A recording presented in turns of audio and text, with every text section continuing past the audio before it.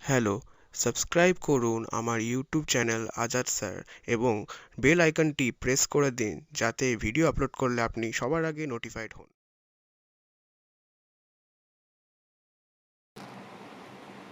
Hello students, class 10-এর স্পর্শক সংক্রান্ত উপপাদ্যের আজকের আমি পার্ট 2 নিয়ে এসেছি। তো আমাদের পার্ট 2-র প্রথমেই থাকবে 41 নম্বর উপপাদ্য, থিওরেম 41। তোমরা স্ক্রিনে দেখতেই পাচ্ছ। তো 41 নম্বর থিওরেম বা 41 নম্বর উপপাদ্যের যা হেডিং আছে সেটি আমি একটু পড়ে দিচ্ছি এবং তোমরাও নিশ্চয়ই বই হাতে নিয়ে দেখবে যে বৃত্তের বহিস্থ কোনো বিন্দু থেকে যে দুটি স্পর্শক অঙ্কন করা যায় তাদের স্পর্শ বিন্দু দুটির সঙ্গে বহিস্থ বিন্দুর সংযোজক রেখাংশ দুটির দৈর্ঘ্য সমান এবং তারা কেন্দ্রে সমান কোণ উৎপন্ন করে। এই ভাষার থেকে সরাসরি চিত্রে চলো, আমি বুঝিয়ে দিচ্ছি, সহজেই বুঝতে পারবে। এই যে একটি সার্কেল বা বৃত্ত আছে ও কেন্দ্রীয়, তার বহিস্থ বিন্দু পি থেকে দুটো স্পর্শক একদম স্কেল বসিয়ে তোমরা এইভাবে স্পর্শ করবে, একটি পি এ আর একটি পিবি। যেহেতু এইদিকে বর্ধনশীল তাই এখানে অ্যারো এবং এখানে অ্যারো হবে, আর এই বিন্দু থেকে করছি তাই এখানে অ্যারো দেবে না। তো যাকগে, তো এই পি বিন্দু থেকে যে দুটি স্পর্শক অঙ্কন করলাম তারা বৃত্তকে এ এবং বি বিন্দুতে স্পর্শ করেছে। তো বহিস্থ বিন্দু থেকে স্পর্শ বিন্দু পর্যন্ত যে দূরত্ব, অর্থাৎ এই যে পি এ, এই বাহুটির সমান প্রমাণ করতে হবে। আমি এখানে লিখে রেখেছি যে P A equal to PB প্রমাণ করতে হবে।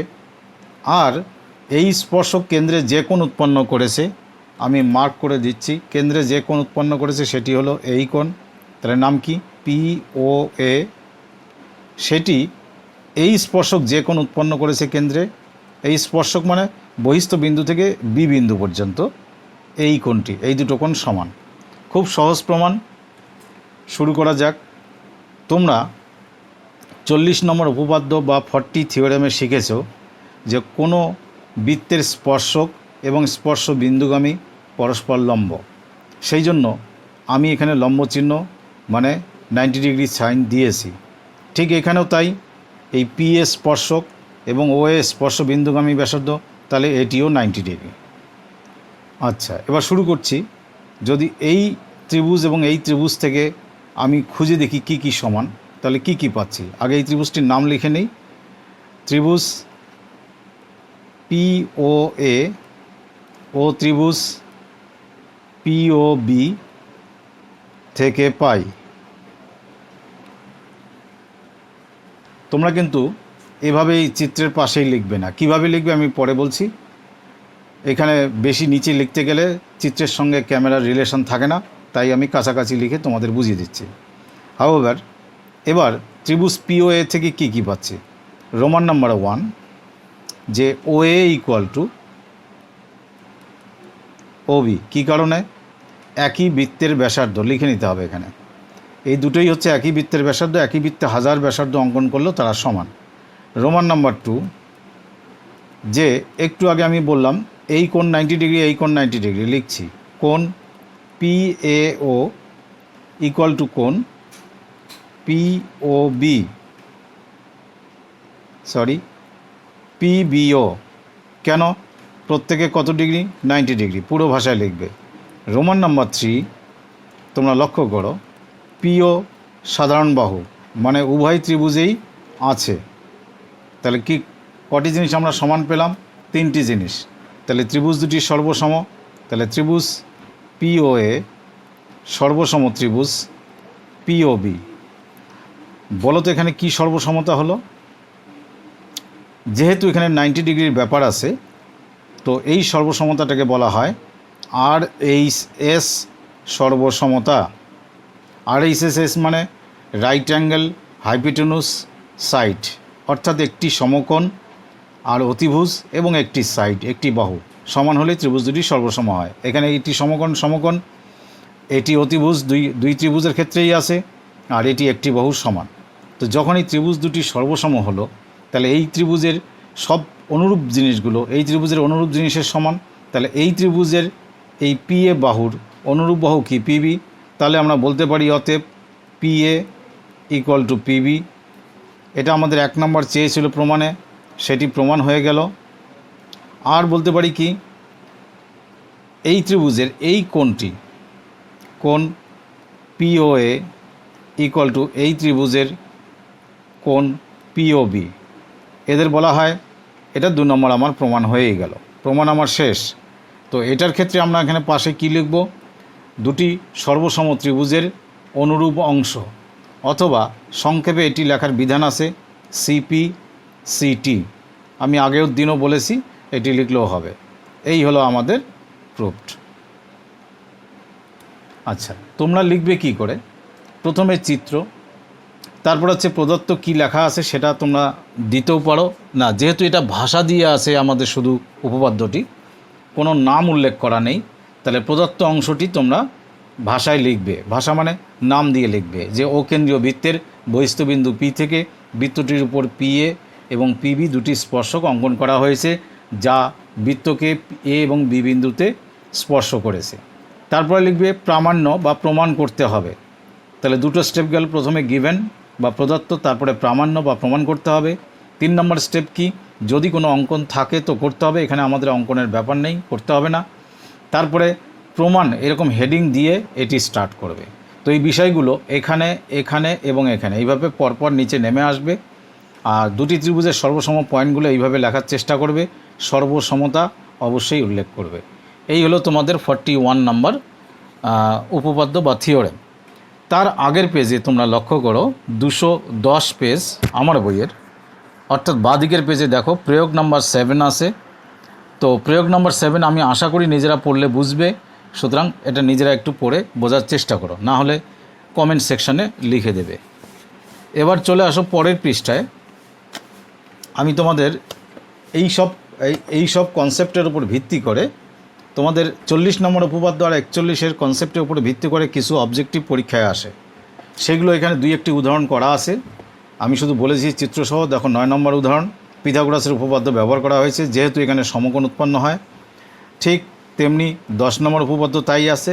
আর এখানে কোণ সংক্রান্ত আরেকটি 10 নম্বর প্রয়োগ এবং কোণ সংক্রান্ত 11 নম্বর প্রয়োগ আছে। তো এই 3টে অবশ্যই নিজেকে দেখতে হবে, এটি ব্যাখ্যা করার মতো সময় দেওয়া সম্ভব নয়। আমি 12 নম্বর প্রয়োগটি তোমাদের আলোচনা করছি, কারণ 12 নম্বর প্রয়োগ খুবই ইম্পর্ট্যান্ট, পরীক্ষায় আসার সম্ভাবনা খুব। সুতরাং তোমরা কোশ্চেনটি পড়ো।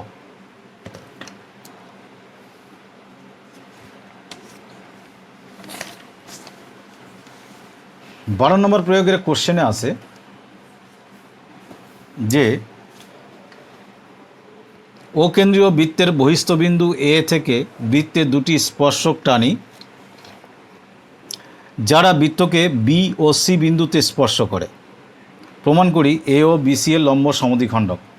চিত্রে দেখো ও কেন্দ্রীয় বৃত্তের বহিস্থ A বিন্দু থেকে দুটি স্পর্শক টানা হয়েছে, ঠিক আগের চিত্রের মতোই, যারা বৃত্তকে B এবং C বিন্দুতে স্পর্শ করে।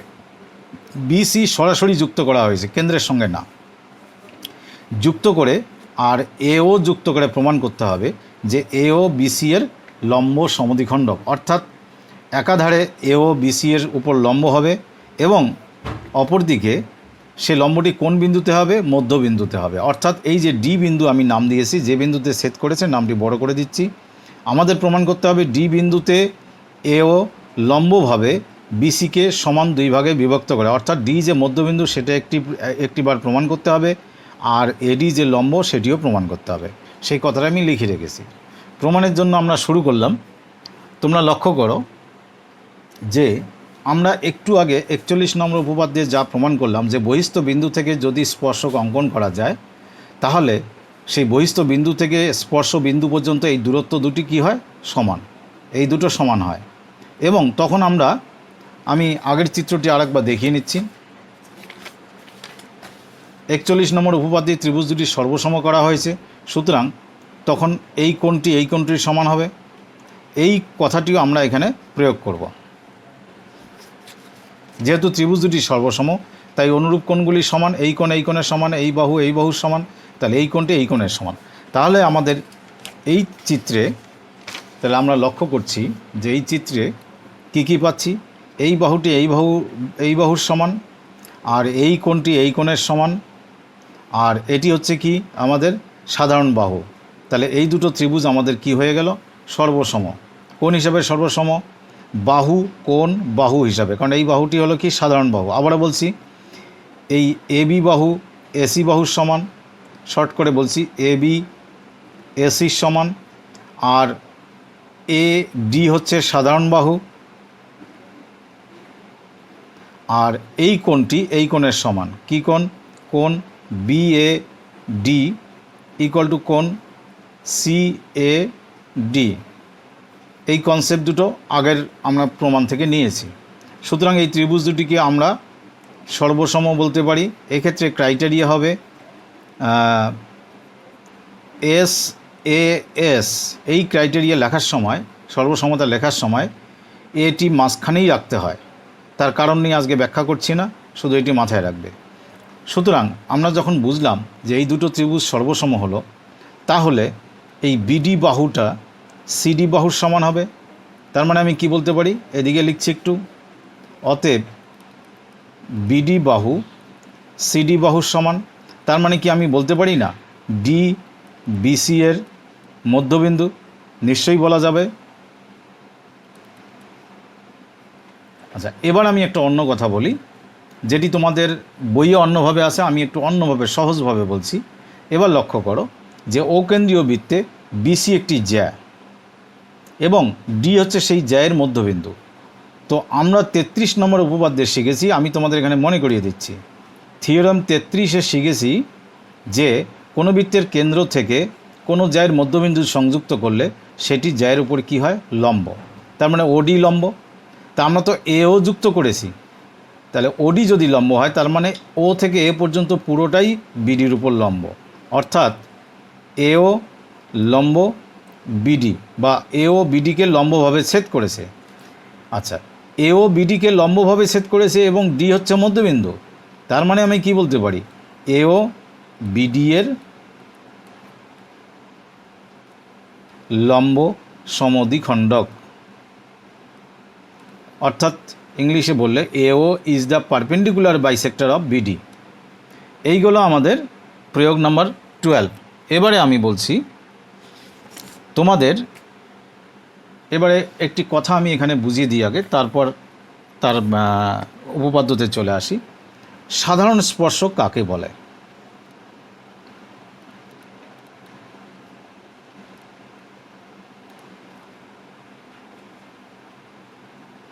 যাকে আমরা বলবো কমন ট্যানজেন্ট। সাধারণ স্পর্শক হচ্ছে দুটি বৃত্তের ক্ষেত্রেই আমরা বলবো সাধারণত। এখানে ধরো এরকম দুটি বৃত্ত আছে, আমি হাতেই সংক্ষেপে বুঝিয়ে দিচ্ছি আর কম্পাসে আঁকাচ্ছি না। যদি এমন কোনো স্পর্শক হয় যে এই বৃত্তের স্পর্শক এবং এই বৃত্তের স্পর্শক, দুটি বৃত্তেরই স্পর্শক, ধরো এরকম একটি সরলরেখা আমি অঙ্কন করেছি পি কিউ, তাহলে এই স্পর্শককে বলা হয় সাধারণ স্পর্শক। তো এবার সাধারণ স্পর্শক দুরকম হয়, একটির নাম হচ্ছে সরল সাধারণ স্পর্শক, দ্বিতীয়টির নাম হচ্ছে তির্যক সাধারণ স্পর্শক। যেটি আমি তোমাদের সামনে রিপ্রেজেন্ট করেছি সেটি হচ্ছে সরল সাধারণ স্পর্শক। অর্থাৎ এই বৃত্তের যদি উপরে স্পর্শ করে এবং এই বৃত্তেরও যদি উপরের দিকে স্পর্শ করে সেটি হচ্ছে সরল সাধারণ স্পর্শক। অথবা এই বৃত্তের নিচের দিকে স্পর্শ করলো এবং এখানেও নিচের দিকে স্পর্শ করলো, এটিও সরল সাধারণ স্পর্শক। তাহলে সাধারণ স্পর্শক আগে বুঝলে, তারপরে সরল সাধারণ বুঝলে। এবার তির্যক সাধারণ কীরকম? যদি কোনো স্পর্শক এই বৃত্তের ক্ষেত্রেও স্পর্শক এবং এটিরও ক্ষেত্রে স্পর্শক, কিন্তু ডিফারেন্সটা কি? ধরো এই আর এস বলে একটি স্পর্শক আছে, ডিফারেন্স কি? এই বৃত্তের নিচের দিকে স্পর্শ করেছে এই বৃত্তের উপরের দিকে, তাহলে এই ধরনের স্পর্শককে বলা হয় তির্যক সাধারণ স্পর্শক। তির্যক সাধারণ স্পর্শক। ট্রান্সভার্স কমন ট্যানজেন্ট, এটার নাম ডিরেক্ট কমন ট্যানজেন্ট বা সরল সাধারণ স্পর্শক। বলে দিচ্ছি, সরল সাধারণ স্পর্শক বা ডিরেক্ট কমন ট্যানজেন্ট ডিসিটি, আর এটির নাম তির্যক সাধারণ স্পর্শক বা টিসিটি। আমি এদিকেও কিন্তু আরেকটি তির্যক সাধারণ স্পর্শক অঙ্কন করতে পারি। ধরে নিচ্ছি আমি যদি করি,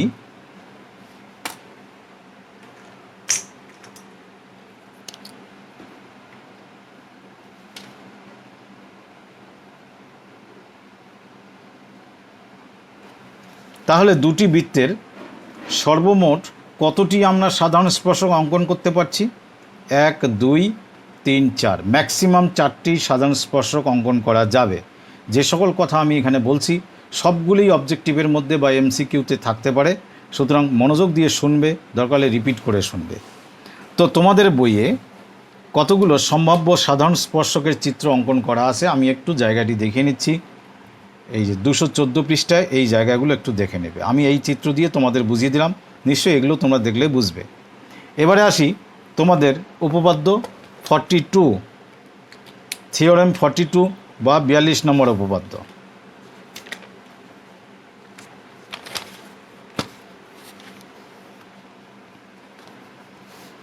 বিয়াল্লিশ নম্বর উপপাদ্যের হেডলাইনে বলা আছে, যদি দুটি বৃত্ত পরস্পরকে স্পর্শ করে তাহলে স্পর্শ বিন্দুটি কেন্দ্র দুটির সংযোজক রেখাংশের উপর অবস্থিত হবে। তো চিত্রে দেখতে পাচ্ছ যে এখানে দুটি বৃত্ত দেখানো আছে।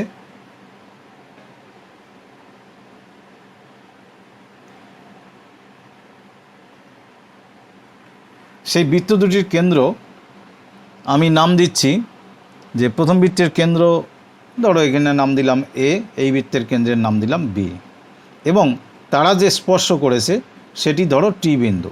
তা আমাদের দেখাতে হবে এ টি বি এই তিনটি হচ্ছে একই সরলরেখায় অবস্থিত।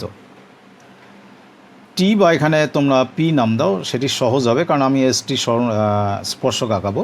তাহলে এ পি বি সমরেখ বা একই সরলরেখায় অবস্থিত বা কোলিনিয়ার। তাহলে আমাকে কি প্রুভ করতে হবে? এ পি বি সমরেখ বা দিস 3 পয়েন্টস আর কোলিনিয়ার। অর্থাৎ আমি একটু বিচিত্র চিত্র করে আগে তোমাদের বলি।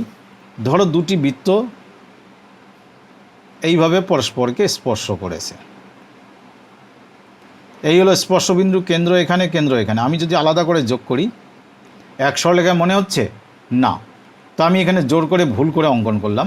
তা আমাদের প্রমাণ করতে হবে যে না, এরকম সরলরেখা হবে না, এরা এক সরলরেখায় থাকবে। তো যাই হোক, আমি এখানে চলে আসছি। আমরা প্রমাণের জন্য করছি কি, প্রথমে এ আর পি যোগ করছি আলাদাভাবে, এ আর পি যোগ করলাম, তারপরে আলাদাভাবে বি আর পি যোগ করলাম। যোগ করার পর যেহেতু পি বিন্দুতে বৃত্ত দুটি স্পর্শ করেছে, তাই পি বিন্দুতে দুইজনেরই উপর একটি সাধারণ স্পর্শক থাকবে। অর্থাৎ আমি পি বিন্দুতে যদি একটি স্পর্শক অঙ্কন করি, তাহলে এই স্পর্শক নাম দিলাম ধরো এস আর টি। তো এই স্পর্শকটি কার জন্য? এই বৃত্তের জন্য না এই বৃত্তের জন্য? না, এই স্পর্শকটি দুটি বৃত্তের ক্ষেত্রেই প্রযোজ্য। অর্থাৎ এটিকে আমি কি বলবো? একটি সাধারণ স্পর্শক। তো এখন আমার প্রশ্ন হচ্ছে, আমি প্রমাণে চলে যাচ্ছি, ভালো করে চিন্তা করে বলবে। তোমরা এতক্ষণ 40 নম্বর উপপাদ্যে শিখেছ যে কোনো স্পর্শক এবং তার স্পর্শ বিন্দুতে ব্যাসার্ধ পরস্পরই কী হয়? লম্ব হয়। তাহলে বলো এই কোণটি কত ডিগ্রি? 90 ডিগ্রি। আবার এই দিক থেকে লক্ষ্য করো, বি কেন্দ্রীয় বৃত্তে এসটি হলো স্পর্শক কোন বিন্দুতে? পি বিন্দুতে, এবং বিপি হলো স্পর্শ বিন্দুগামী ব্যাসার্ধ। তাহলে এই কোণটি কত ডিগ্রি হবে? 90 ডিগ্রি। তাহলে এবার আমি যুক্তিতে আসি, এই দিকের কোণ 90, এই দিকের কোণ 90, টোটাল এই কোণ কত ডিগ্রি হলো? যোগ করলে 180, 180 ডিগ্রি বা দুই সমকোণ। যখন দুই সমকোণ হয় তখন এই পি এ বি কী হবে? এক সরলরেখায় অবস্থিত। এতটাই সহজ এই উপপাদ্যটি, এতটাই সহজ। এখানে একটি কথা বলে রাখতেই হয়, তোমাদের বইয়ে দুটো চিত্র আছে, তোমরা দুটো চিত্র দিয়ে যুদ্ধ করতে যাবে না। এই চিত্রটি শেখার কোনো দরকার নেই। কারো যদি ইচ্ছা থাকে বা ক্ষমতা থাকে তাহলে শিখবে। এই একটি চিত্র দিয়ে যেটি সহজ এবং সরল সেটি দিয়ে করলেও হবে। মাধ্যমিকে এই নিয়মও আছে যে বেশি লিখতে গিয়ে যদি কেউ ভুল লিখে ফেলে তার ভুলের জন্য মার্কস কাটা হবে, বেশি লেখার জন্য আলাদা কোনো ক্রেডিট দেওয়া হবে না। সুতরাং তোমরা এই চিত্র দিয়েই প্রমাণটা করতে পারবে। এখানে বইয়ে যে প্রমাণের ভাষা আছে তা সম্পূর্ণরূপে ঠিক আছে, সুতরাং এটি ফলো করেই তোমরা কাজ করবে। এবারে আমি একটি অবজেক্টিভের বিষয়ে আসি। ধরো এরকম দুটো বৃত্ত তোমরা দেখতে পাচ্ছ ক্যামেরায় দুটো বৃত্ত পরস্পরকে স্পর্শ করেছে। তো তোমরা তো শিখলে এতক্ষণ যে স্পর্শ বিন্দুটি কেন্দ্রদ্বয়ের সংযোজক রেখার মধ্যে অবস্থিত হবে, অর্থাৎ আমি যদি কেন্দ্র দুটো যোগ করি তাহলে নিশ্চয়ই আমি কেন্দ্র দুটিকে দুটো রঙে যোগ করলাম, তারা এক সরলরেখায় যদিও থাকবে, আমি দুটো রঙে যোগ করলাম। আর নিচে দেখো দুটো বৃত্ত আছে, আমি এখানেও কেন্দ্রকে যোগ করছি।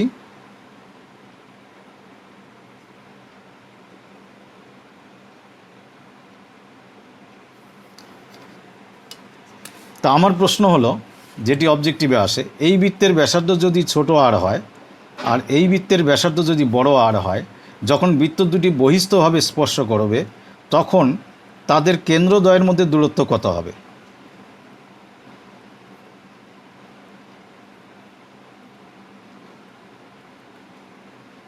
ধরো এই কেন্দ্রের নাম এ, এই কেন্দ্রের নাম বি, তা কেন্দ্রদ্বয়ের মধ্যে দূরত্ব এ বি ইকুয়াল টু কী হবে? দেখতেই পাচ্ছ, এইদিকে আর আর এইদিকে আর, অর্থাৎ আর প্লাস আর, দুটি বৃত্তের ব্যাসার্ধের যোগফল।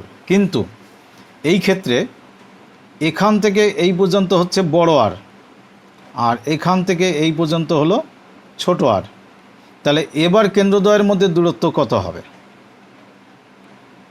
তোমরা ভেবে বলতে পারবে? অর্থাৎ তোমরা অনেকে ভেবে নিয়েছো কী হবে, সেটি হচ্ছে কেন্দ্রদ্বয়ের মধ্যে দূরত্ব মানে এই যদি বড় বৃত্তের কেন্দ্র এ হয় আর যদি ছোট বৃত্তের কেন্দ্র বি হয়, তাহলে কেন্দ্রদ্বয়ের মধ্যে দূরত্ব এ বি ইকুয়াল আমি দেখতেই পাচ্ছি বড় বৃত্তের ব্যাসার্ধ মাইনাস ছোট বৃত্তের ব্যাসার্ধ, অর্থাৎ বিগ আর মাইনাস স্মল আর। তোমরা এই দুটো কথা মাথায় রাখবে যে যদি দুটি বৃত্ত পরস্পর অন্তস্থভাবে স্পর্শ করে তাহলে তাদের কেন্দ্রদ্বয়ের মধ্যে দূরত্ব হচ্ছে বিগ আর মাইনাস স্মল আর, অর্থাৎ বড় বৃত্তের ব্যাসার্ধ মাইনাস ছোট বৃত্তের ব্যাসার্ধ। আর যদি বৃত্ত দুটি বহিস্থভাবে স্পর্শ করে তাহলে তাদের কেন্দ্রদ্বয়ের মধ্যে দূরত্ব হচ্ছে তাদের ব্যাসার্ধদ্বয়ের সমষ্টি। এবার আমি আসি তোমাদের পেজ নাম্বার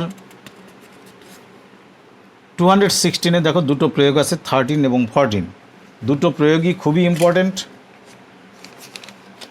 13 প্রয়োগের আমি শুধু বৃত্ত এঁকেছি, কোনো কিছুই করিনি, এবার ভাষার সঙ্গে মিলিয়ে মিলিয়ে আমি কাজ করছি। বলা আছে অকেন্দ্রীয় একটি বৃত্তের এবি হলো ব্যাস, তো আমি ব্যাস অঙ্কন করছি চিত্রের সঙ্গে সম্পর্ক রেখে, যাতে তোমাদের বুঝতে সুবিধা হয়।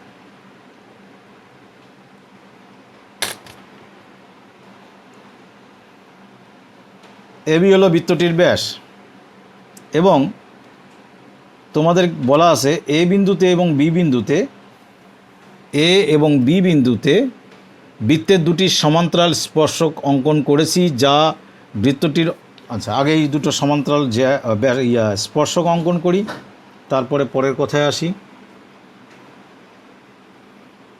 এ বিন্দুতে এবং বি বিন্দুতে দুটি স্পর্শক অঙ্কন করা হয়েছে, নাম দেওয়া জরুরি নয়। এই স্পর্শক দুটি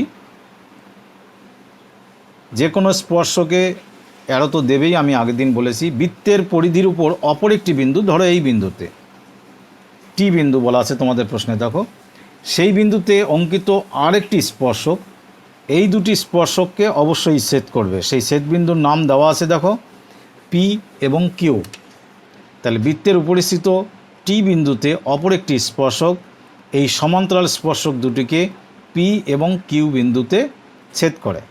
প্রমাণ করতে হবে যে পি ও কিউ, কোণ P O Q equal to 90 degree. তোমাদের বইয়ে দেখো প্রমাণ আছে, তো আমি যোগ করে নিচ্ছি পি ও কিউ 90 ডিগ্রি।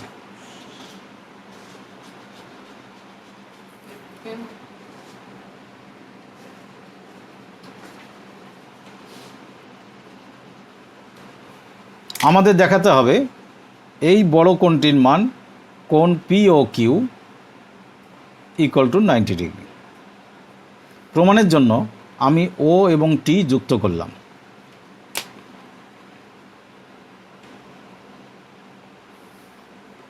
এবার প্রমাণে আসি। তো আমি যে প্রমাণটি তোমাদের বলবো তার সঙ্গে বইয়ের একটু মিল পাবে না, খুব সহজ পদ্ধতিতে বলবো।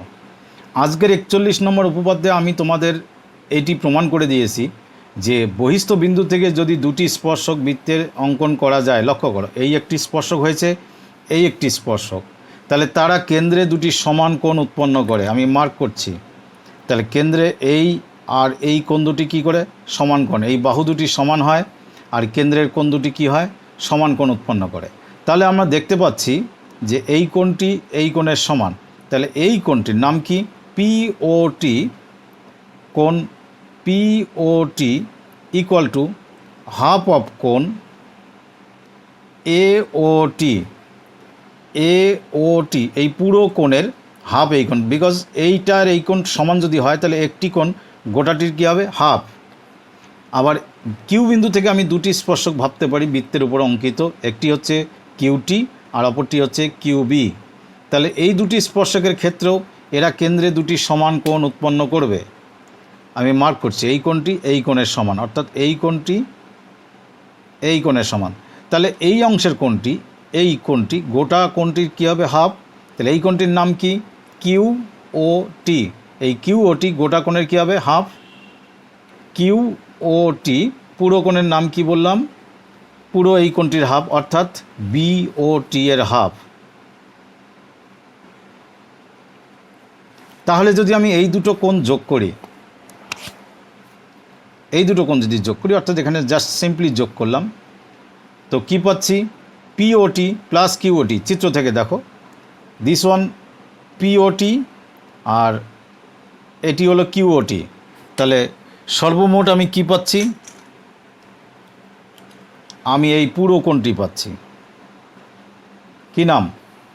পিওটি আর কিউওটি।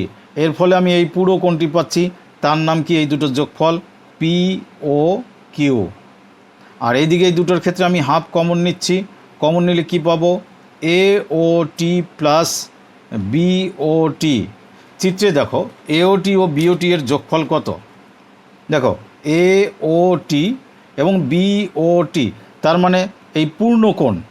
তো এবি যেহেতু ব্যাস, তাহলে এবি তো একটি সরলরেখা, তাহলে এই পূর্ণ কোণটি কত? 180 ডিগ্রি। তাহলে হাফ ইন্টু 180 ডিগ্রি, অর্থাৎ কত ডিগ্রি হলো? 90 ডিগ্রি। তো আমাদের তো বলেইছে যে প্রমাণ করতে হবে কোণ পিও কিউ ইকুয়াল টু 90 ডিগ্রি। আশা করি ক্লিয়ার। তোমরা এই পদ্ধতিতে এটি প্রমাণ করতে পারো এবং সুন্দরভাবে ভাষা দিয়ে লিখে রাখবে। এবারে 14 নম্বর প্রয়োগে দেখো যে অকেন্দ্রীয় বৃত্তে পরিলিখিত মানে সার্কামস্ক্রাইবড একটি কোয়াড্রিল্যাটারাল বা চতুর্ভুজ আছে। পরিলিখিত মানে বাইরে বাইরে চতুর্ভুজ আছে অকেন্দ্রীয় বৃত্তে। সেই চতুর্ভুজের নাম কি কি আছে?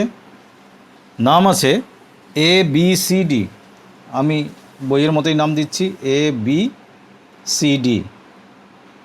আমাকে প্রমাণ করতে হবে যে এ বি প্লাস সিডি যে কোনো দুটি বিপরীত বাহুর যোগফল অপর দুটি বিপরীত বাহুর যোগফলের সমান।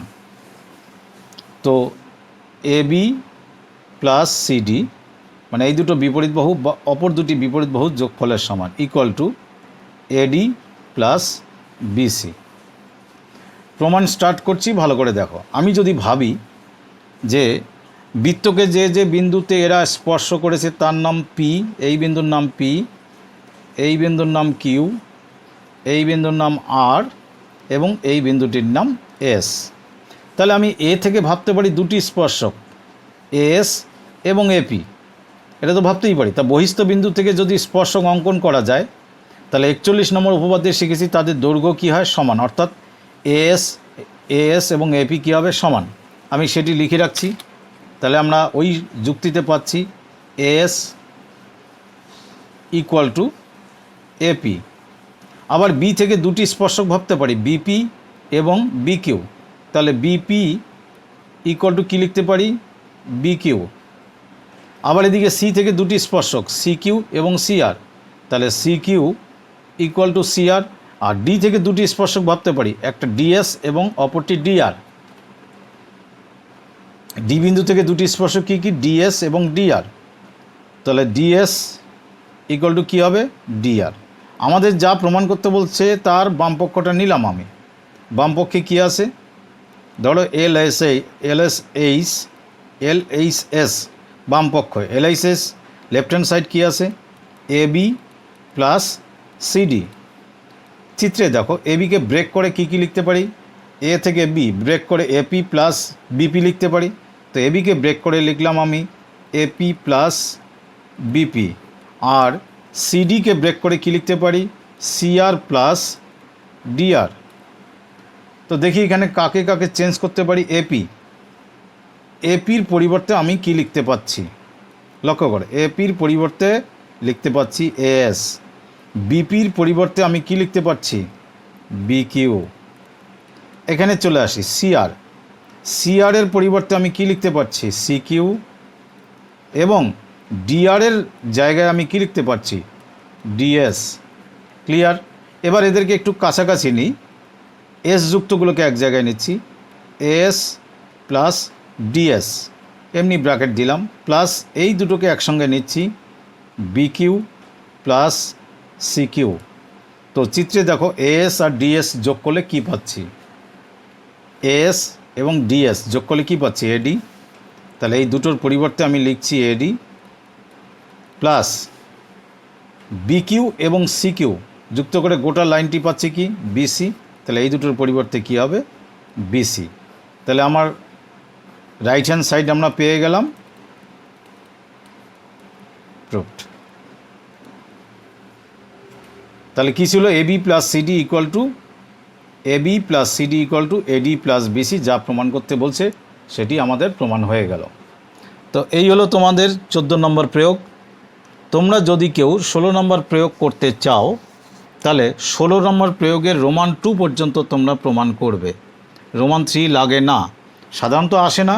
তবু আমি বলছি যদি 16 নম্বর প্রয়োগ কেউ প্রমাণ করতে চাও তাহলে তোমরা রোমান 2 পর্যন্ত পড়ে দেখতে পারো। আর পরের পেজে একটি প্রয়োগ আছে, সেটি লাগবে না। এরপরে তোমাদের সরাসরি অনুশীলনীর কিছু অঙ্ক আছে যেগুলো করতেই হবে। আর অনুশীলনীতে যেগুলো অবজেক্টিভ আছে বা এমসিকিউ আছে সেগুলো তো জানো অবশ্যই লাগবে। তো আজ এই স্পর্শকের ভিডিওটি এখানে শেষ করছি। তোমাদের যদি ডিমান্ড থাকে তাহলে নিশ্চয়ই অনুশীলনী আমি করে দেব।